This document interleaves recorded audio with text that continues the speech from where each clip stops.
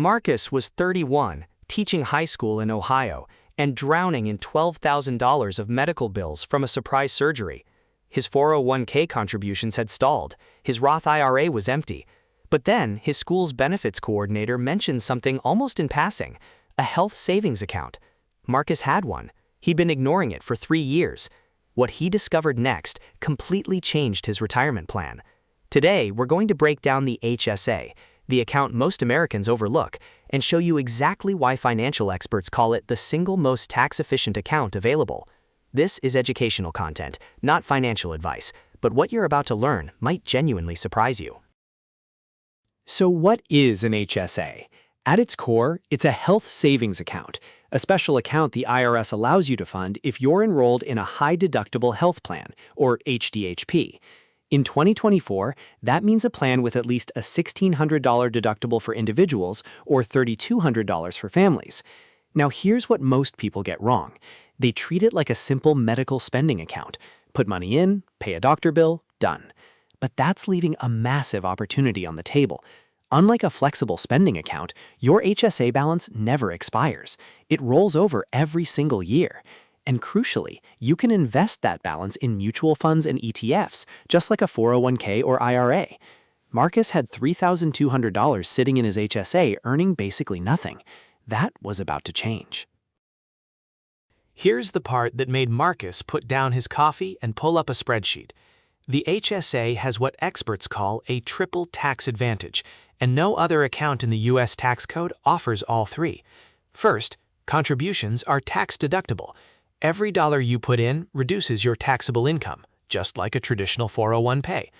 Second, your investments grow completely tax-free inside the account. No capital gains taxes, no dividend taxes. Third, when you withdraw money to pay for qualified medical expenses, doctor visits, prescriptions, dental, vision, that money comes out completely tax-free. Compare that to a 401k, which is tax-deferred but taxed on the way out, or a Roth IRA, which is tax-free but funded with after-tax dollars. The HSA does all three simultaneously. That's why financial planners call it the stealth IRA. Here's the number that stopped Marcus cold. According to Fidelity's 2023 retiree healthcare cost estimate, the average retired couple in America will need approximately $165,000 just to cover out-of-pocket healthcare costs in retirement. And that's not including long-term care. Think about that. Social Security doesn't fully cover it. Medicare has premiums, deductibles, and gaps. Your 401k withdrawals for medical bills get taxed. But HSA withdrawals for medical expenses? Completely tax-free, at any age. When Marcus did the math, he realized every dollar he saved in his HSA for retirement healthcare was worth significantly more than the same dollar sitting in his traditional 401k. This wasn't just a medical account, it was a targeted retirement weapon. Now let's talk numbers. In 2024, the IRS allows you to contribute up to $4,150 if you have individual health coverage, or $8,300 for a family plan. If you're 55 or older, you get an additional $1,000 catch-up contribution, similar to how 401k and IRA catch-ups work. And here's a detail worth noting. If your employer contributes to your HSA, which many do as part of their benefits package, that counts toward your annual limit. Marcus's school district was contributing $500 a year to his HSA automatically. He had no idea. He checked his benefits portal and found out he could add another $3,650 on top of that to hit the 2024 max. That's $4,150 going into a triple tax-advantaged account every year, and he hadn't been using it at all. Here's the advanced strategy that separates people who use the HSA well from those who just use it to pay copays. The real power move is this. If you can afford to pay your medical bills out of pocket today without touching your HSA, you let that money stay invested and compound for decades. Then, after age 65, you can withdraw HSA funds for any reason, not just medical. At that point, it behaves exactly like a traditional IRA. You pay ordinary income tax on non-medical withdrawals, but there's no penalty. For medical expenses, it's still completely tax-free forever. There's also a lesser-known trick Marcus loved. The IRS has no time limit on reimbursements. Save every medical receipt from this year. In 20 years, you can reimburse yourself from your HSA, tax-free, using those old receipts. It's completely legal. This is the chart that completely changed how Marcus thought about his HSA. Look at the difference between two people who both contribute $4,000 per year to an HSA. The first person keeps it in cash, basically earning nothing, just using it to pay medical bills as they come. The second person maxes out the HSA annually and invests it in a low-cost index fund, historically averaging around 7% annual returns after inflation. Over 30 years, the cash approach gives you roughly $120,000. The invested approach, over $400,000. That's a $280,000 difference just from the decision to invest rather than park it in cash.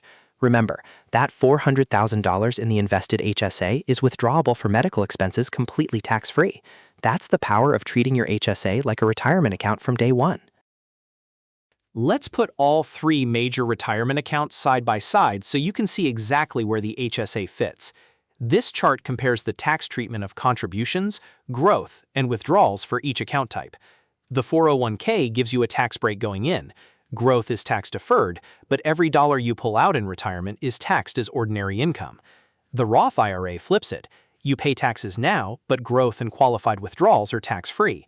The HSA, used for medical expenses, wins on all three fronts: pre-tax contributions, tax-free growth, and tax-free withdrawals. For someone in a 24% tax bracket like Marcus, that full triple advantage can translate to tens of thousands of dollars saved over a lifetime. The key is to think of your HSA not just as a medical emergency fund, but as the third pillar of your retirement strategy. Before you sprint to open an HSA, let's talk about who qualifies and the mistakes that cost people money. First, you must be enrolled in a high-deductible health plan. You cannot contribute to an HSA if you have traditional low-deductible coverage, Medicare, or are claimed as a dependent on someone else's tax return. Second, and this is critical, if you withdraw HSA funds for non-medical expenses before age 65, you'll pay ordinary income tax plus a 20% penalty. That's worse than a 401k early withdrawal penalty of 10%, so don't touch it early for non-medical reasons. Third, the biggest mistake Marcus almost made, leaving everything in cash. Most HSA providers require a minimum balance, often $1,000, before you can invest. Once you hit that threshold, move the rest into low-cost index funds.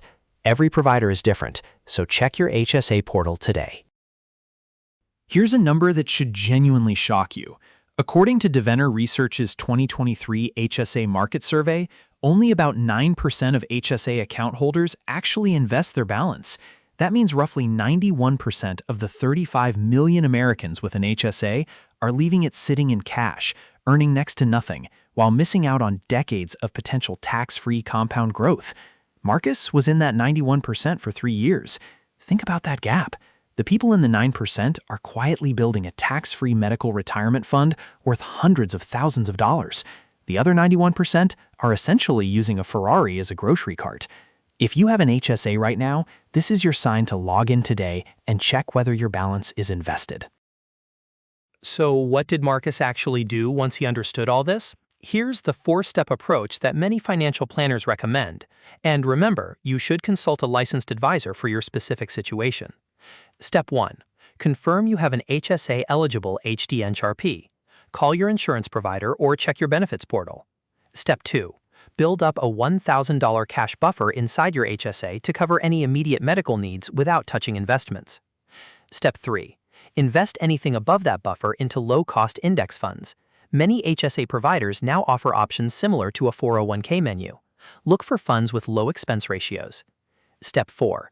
Maximize your annual contributions. Even if you can't max out immediately, increase contributions gradually. Marcus started by redirecting just $150 per month, about $1,800 per year, into his HSA. Within 18 months, he was at the full $4,150 individual max. So where is Marcus today? He logged into his HSA portal the same week he learned all this, moved $2,800 into a low-cost S&P 500 index fund, and set up automatic contributions of $150 per month. He's keeping $500 in cash for immediate medical needs and letting the rest compound. Over time, he plans to use this as dedicated tax-free coverage for his healthcare costs in retirement, potentially saving him over $40,000 in taxes compared to paying those bills from a traditional 401k. The 4 things to remember. 1. The HSA is the only account with a true triple tax advantage. 2. Invest your balance. Don't leave it in cash. 3. Save every medical receipt so you can reimburse yourself tax-free years from now. 4. Trade it as the 3rd pillar of your retirement strategy, right alongside your 401k and Roth IRA. If this video helped, subscribe to US Wealth Logic for more strategies like this every week. Everything in this video is for educational purposes only and does not constitute financial or tax advice. HSA rules, contribution limits, and tax treatment can change. Please consult a licensed financial advisor or tax professional before making any investment or benefits decisions. Past performance does not guarantee future results. All investments